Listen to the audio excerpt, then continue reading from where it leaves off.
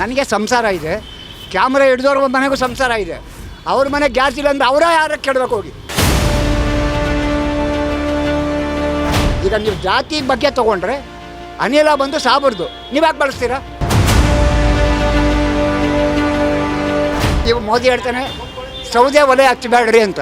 ಹೋಮ ಮಾಡಬೇಕು ಮಾತ್ರ ಸೌದೆ ಹಚ್ತೀರಾ, ಕರೆಂಟ ಮಾಡಿರಿ ಅದನ್ನು. ನೀವು ಮಠಾಧಿಪತಿಗಳು ಅಡ್ಜಸ್ಟ್ ಮಾಡ್ಕೊತೀರ, ನೀವು ಅನ್ನ ಹಾಕ್ತೀರ, ಅನ್ನ ದಾಸೋಹ ಮಾಡ್ತೀರಿ ಅಂತ ಹೇಳ್ತೀರಲ್ಲ. ಗ್ಯಾಸೇ ಇಲ್ಲ ಅಂದರೆ ನೀನು ಎಲ್ಲಿಂದ ಅನ್ನ ಹಾಕ್ತೀಯ? ಈಗ ಪ್ರಾಬ್ಲಮ್ ಸ್ಟಾರ್ಟ್ ಆದಮೇಲೆ 850 913 ರೂಪಾಯಿ ಮಾಡಿದೆ. ಹೆಂಗೆ ಮಾಡಿದೆ ನೀನು ಮೋದಿಯವರು? ಸಪ್ಲೈ ಆಗೋದು ಹೊರಗಡೆ ದೇಶದಿಂದ ಅಲ್ವಾ? ನಿಮ್ಮ ಹತ್ರ ಏನಿದೆ? ಒಬ್ಬ ಸಂಸಾರಿಗೆ ಗ್ಯಾಸ್ ಇಲ್ಲ. ಇವಾಗ ಸಿದ್ದರಾಮಯ್ಯ ಮನೆ ಗ್ಯಾಸ್ ಇಲ್ಲ, ನಿನ್ನ ಮನೆ ಗ್ಯಾಸ್ ಎಲ್ಲಿಂದ ಬರುತ್ತೆ? ಇದು ಇನ್ನು 15 ದಿನದೊಳಗಡೆ ಸಾಲು ಹೋಗುತ್ತೆ ಅಂತ. ನನ್ನ ಹೆಸರು ಶ್ರೀರಾಮ ಶ್ರೀರಾಮ ಶ್ರೀರಾಮ. ನೋಡಿ ಸ್ವಾಮಿ, ಒಬ್ಬ ಕಮರ್ಷಿಯಲ್ ಅಂತ ಏನು ಹೇಳ್ತಾರೆ, ಒಂದು ಮಾರ್ಕೆಟಿಂಗ್ ಲೈನ್, ಇದು ಒಂದು ಬಿಸ್ನೆಸ್ಸು. ರೆಸಿಡೆನ್ಷಿಯಲ್ಲೇ ಬೇರೆ, ಕಮರ್ಷಿಯಲ್ಲೇ ಬೇರೆ. ಇದಕ್ಕೆ ಕಾರಣ ಯಾರು ಗೊತ್ತಾ?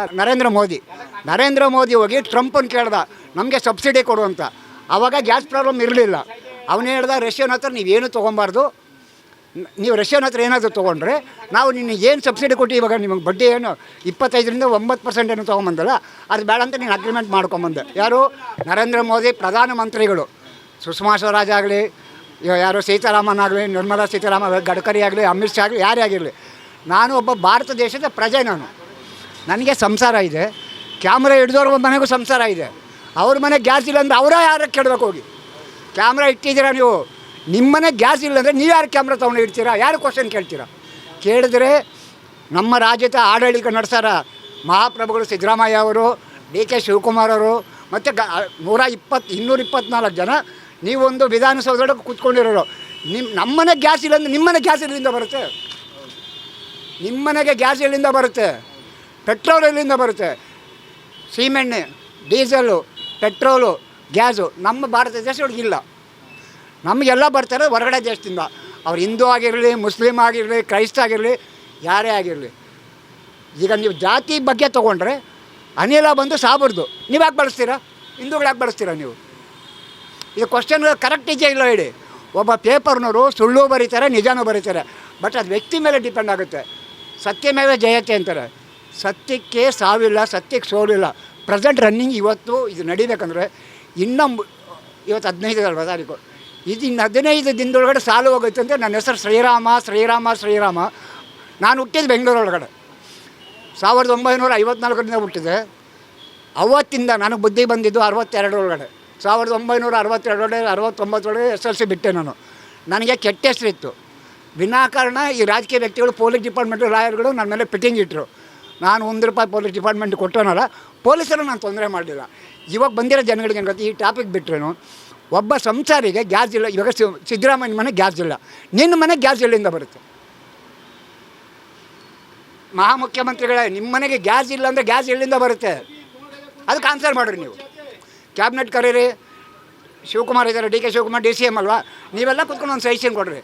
ನಿಮ್ಮ ಮನೆಗೂ ಅಕ್ಕ ತಂಗಿ ಹೆಣ್ಮಕ್ಳಿದ್ದಾರೆ, ನನ್ನ ಮನೆಗೂ ತಾಯಿ ತಂದೆ ಇದ್ದಾರೆ. ನನಗೆ ಕೆಲಸ ಇಲ್ಲ, ಕಾರ್ಯ ಇಲ್ಲ.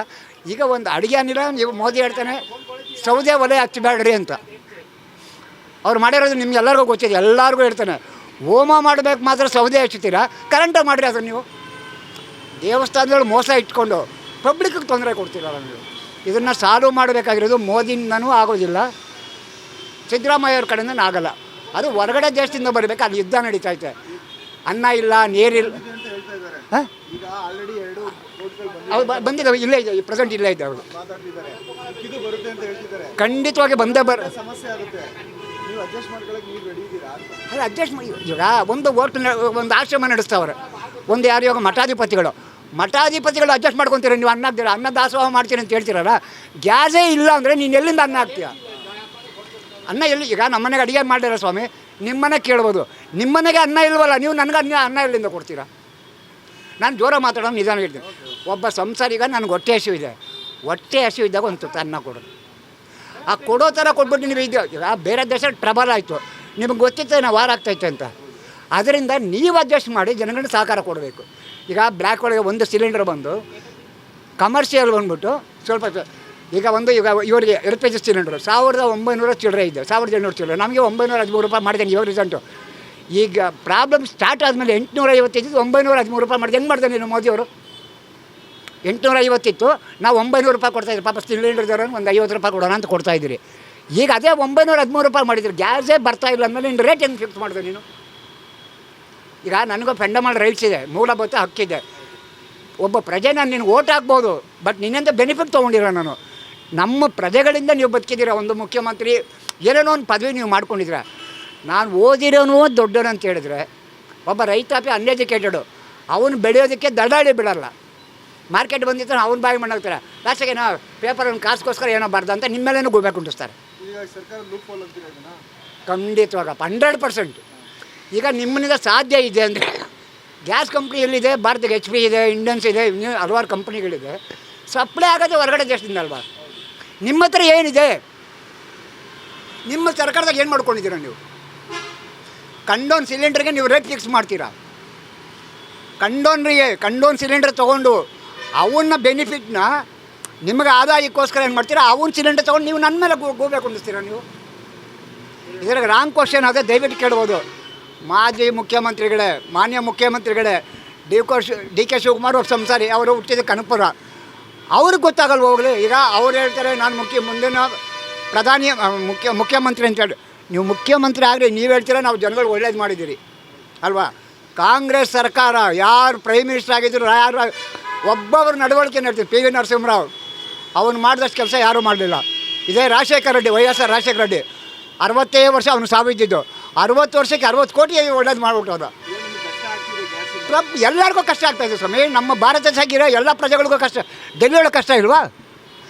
ಈಗ ಪ್ರಧಾನಮಂತ್ರಿ ಇರೋ ಜಾಗದೊಳಗೆ ಗ್ಯಾಸ್ ಕಷ್ಟ ಇಲ್ವಾ? ಕರ್ನಾಟಕದ ಮುಖ್ಯಮಂತ್ರಿ ಇರೋ ಕಡೆನೇ ಪಬ್ಲಿಕ್ ಒಳಗೆ TV ಒಳಗೆ ಯುದ್ಧ ತೋರಿಸ್ತೀರಾ, ಟ್ಯಾಂಕರ್ ಬಂತು ಅಂತೀರಾ. ಅದು ಬಂದು ಸಪ್ಲೈ ಬರಬೇಕಿದೆ, ಎಷ್ಟು ದಿನ ಬೇಕು? ಅದುವರೆಗೆ ಏನು ತಿನ್ನಬೇಕು? ಶ್ರೀರಾಮ ಶ್ರೀರಾಮ ಶ್ರೀರಾಮ.